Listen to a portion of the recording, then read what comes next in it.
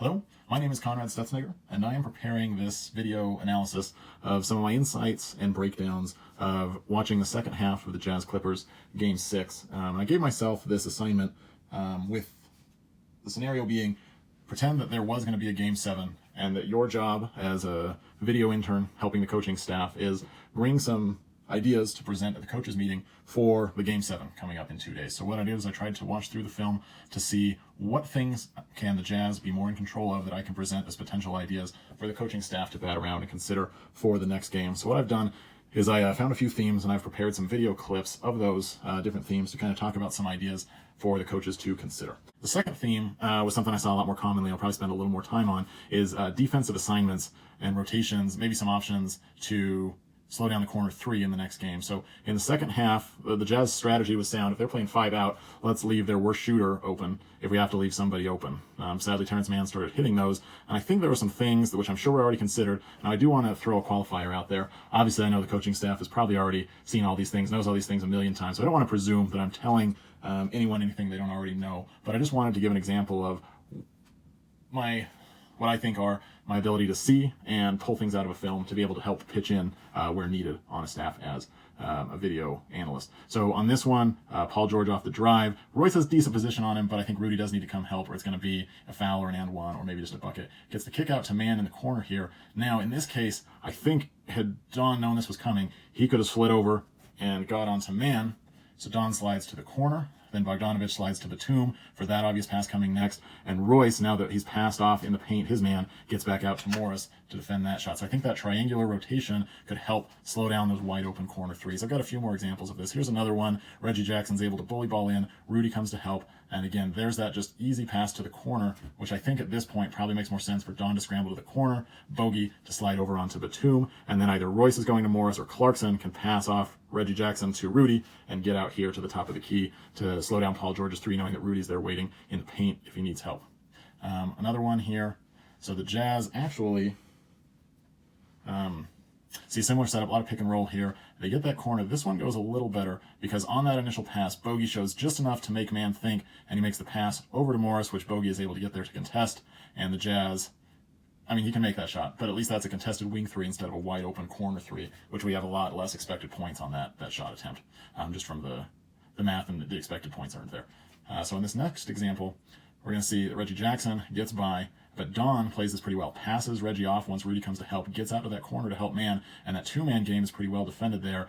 This one just doesn't end well because Don probably sees a little hobbled and slow because of ankle, fouls rather than just pushing this to the next action and forcing them to get deeper into the shot clock. So, but the initial defense on that corner three they're looking for went pretty well.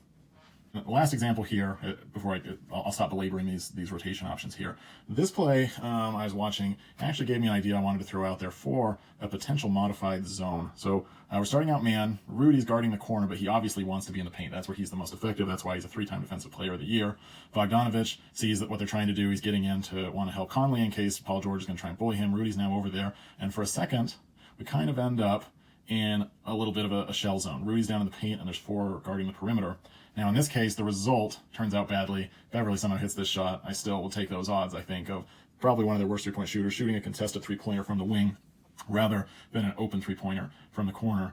But I think that this could be something here. So I wanted to draw this up on the whiteboard, and so I'm going to switch over to that here to talk about some options I see in this zone for the coaches to consider, bat around. If there's something there, great. If not, I feel like it would be, in this scenario, my job to bring ideas to be considered, and then coaches will either take them and improve on them or move on to the next thing. So what if we ran what probably looks closest to a traditional 2-1-2 zone, but I don't know that that's accurate because a real 2-1-2 is going to look something like this. What I think I would call this is a 4R zone, meaning we've got 4 defenders out on the perimeter and then Rudy covering the middle. Obviously, he can't camp in the paint, and he doesn't need to be far enough out to help defend the 3 because they're going to leave 5 out there. But this is kind of a shell zone with Rudy, and I don't think this is going to work for many other teams because Rudy's combination of size and speed could make this work that most big men are not going to be able to do. They're not going to be able to defend guards out on the perimeter without giving up a drive or an open 3 nearly as well as Rudy, or being able to help cover on anybody who gets through that initial shell into the paint. So my idea here is that there's 2 up top and then 2 that are defending the corners pretty aggressively, and then Rudy's kind of playing at foul line extended and then covering the paint, almost like an inverted triangle, probably cheating over to the ball side, with the idea being that this defender is guarding the three-point line pretty aggressively, so that if Reggie Jackson or someone gets around there, Rudy can easily slide over to cut that off. And there's not an easy pass here because they've got Rudy on them, and even though there's 3 here, so there's theoretically someone open, it's not going to be an easy pass.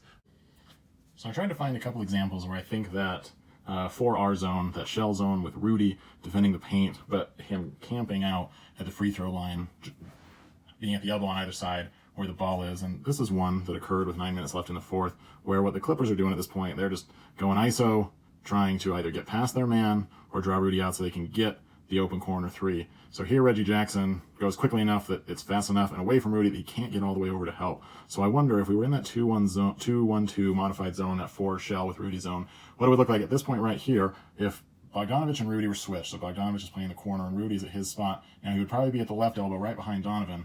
But so that's going to be a big deterrent. Reggie Jackson's not going to have anywhere to go on that. He's not going to be able to drive past Donovan with Rudy right there at the point of attack. His easiest pass to the right corner, there's a man sitting on that. So what he's really going to have to do is, if Bogdanovic, who is now Rudy, is out of the picture here, there's 2 guys guarding 3 over here. So he's going to have to make a pass over that way. But remember, Rudy is here as a deterrent. So when Paul George makes this drive, Rudy can slide down and cut that off. So my question is, could Rudy acting as a drive deterrent allow those 4 defenders to stick out in their shell on the outside without us having to worry about them being able to hunt specific matchups or pick and roll, which we'll see in this next example. So again, they're loading everyone up on the left side so that they can ISO and get a 2-man game going. And what they want to end up with here is Paul George on Conley, so he can do bully ball. He does it just quick enough that Rudy can't quite get there to help. I think that push-off should have been called. Maybe Mike needs to go against his professionalism and really flop there to sell it, but I know that's not how he plays. But again, if this is that 4 Rudy zone, once they're at this position, so Mike is probably in the corner and Rudy's up here at the paint.